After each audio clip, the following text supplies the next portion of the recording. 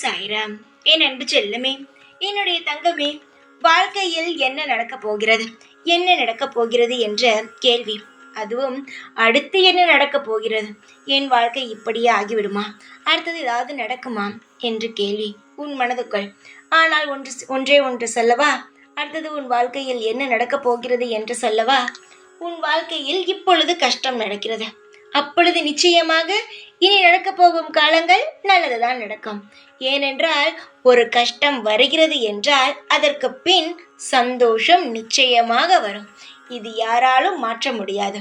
ஒரு மனிதனுக்கு தாங்க முடியாத கஷ்டத்தை தரும் தெய்வம் நிச்சயமாக அவன் தாங்க முடியாத அளவுக்கு சந்தோஷங்களையும் அள்ளித்தரும். இதுதான் வழக்கம். நீ நினைக்கிறாய் இதுவெல்லாம் இப்படியே தான் இருக்கும் என்று. நீ என்ன நினைப்பது? நீ தெய்வமா? இல்லை, உன்னை படைத்த நான் இருக்கிறேன், மேல் இருப்பவன் இருக்கிறான். அவன் உனக்காக ஒரு புது திட்டங்களை தீட்டி வைத்துள்ளான். உன்னுடைய கஷ்டத்தையும் உன்னுடைய கர்மாவும் முடிந்தது, இன்றோடு முடிந்தது. அனைத்துமே கழிந்து விட்டது. பாவம் பாவம் பாவம் செய்தாய் இப்படியெல்லாம் சொல்வார்கள். ஆனால் அனைத்து பாவமே உனக்கு முடிந்து விட்டது. இதற்கு பிறகு நீ எடுத்து வைக்க போகும் ஒவ்வொன்றும் சந்தோஷம் மட்டும்தான், மன நிறைவு மட்டும்தான். இதுவரை எது செய்தாலும் மன நிறைவு கிடையாது, கவலைகள் இருந்தது. ஆனால் இதற்கு மேல் உன் வாழ்க்கையில் நீ செய்ய போகும் அனைத்து விஷயங்களும் மன நிறைவாகவும் மனம் திருப்திகரமாகவும் எல்லாமே உனக்கு மளமளவென்று மலையை தாண்டி கிடைக்கும். உன்னுடைய குறிக்கோள் ஒரு விஷயமாக இருக்கிறது. அந்த குறிக்கோளை எப்படியாவது நாம் அடைந்து வாழ்க்கையில் சாதிக்க வேண்டும் என்று. ஆனால் நீ அந்த குறிக்கோளை எல்லாம் தாண்டி வெற்றி பெற்று அடுத்தடுத்த கட்டத்திற்கு நகரப் போகிறாய். இது நான் உனக்கு சாதாரணமான வாக்காக தரவில்லை. எல்லா தெய்வமும் சேர்ந்து எடுத்திருக்கும் முடிவு. அடுத்தது உன் வாழ்க்கையில் நடக்கப் போகும் ஒரு விஷயம்தான் இது.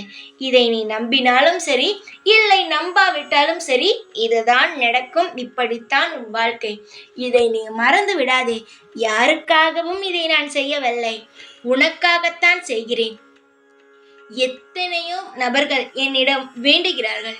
ஆனால் மனதுக்குள் ஒரு சில தேவையில்லாத விஷயங்களை வைத்துக்கொண்டு என்னிடம் வெளியில் வேண்டுகிறார்கள்.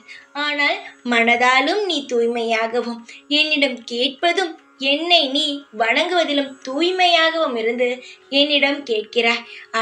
அடுத்தவருக்கு ஒரு தவறு செய்யக்கூட பயப்படுகிறாய். இப்படிப்பட்ட குழந்தைக்கு நான் எக்காலமும் துரோகமே செய்ய மாட்டேன். நல்லதை மட்டும்தான் செய்வேன். உன்னை நான் வாழ மட்டும்தான் வைப்பேன். உன் வாழ்க்கையை நான் எக்காரணம் கொண்டும் எந்த ஒரு ரூபத்திலும் கெடுத்து விடவே மாட்டேன். நீ என்னை நம்பு. உனக்காக நான் இருக்கிறேன் என்று நீ நம்பு. தைரியமாக இரு. எப்பொழுதுமே உன் கூட இருப்பேன் நான். ஓம் சாய்ராம்.